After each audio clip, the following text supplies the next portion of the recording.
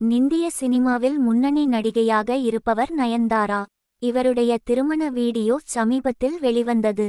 இதில் தன்னுடைய வாழ்க்கை வரலாறு மற்றும் காதல் திருமணம் குறித்து பல்வேறு விஷயங்கள் பற்றி நயன்தாரா பேசியிருப்பார்.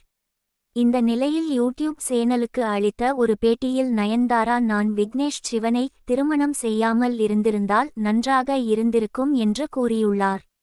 நானும் விக்னேஷ் சிவனும் ஒன்று சேராமல் இருந்திருந்தால் நன்றாக இருந்திருக்கும். உறவுக்குள் விக்னேஷ் சிவனை இழுத்தது நான்தான்.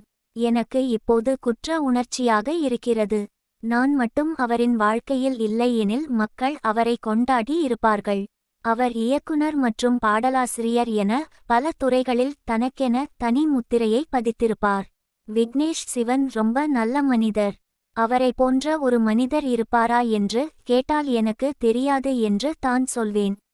ஒருவர் மீது ஒருவர் எங்களுக்குள் இருக்கும் அன்பு சில நேரங்களில் எதிர்மறையான விமர்சனங்களால் மங்கி விடுகிறது. விக்னேஷ் சிவன் என்னுடைய ஆடம்பரத்தையோ அல்லது வெற்றியையோ பார்த்து என்னை திருமணம் செய்யவில்லை.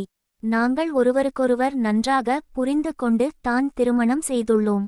மேலும் எங்களை பற்றி தேவையில்லாமல் பேசுவது சரியல்ல என்று கூறினார்.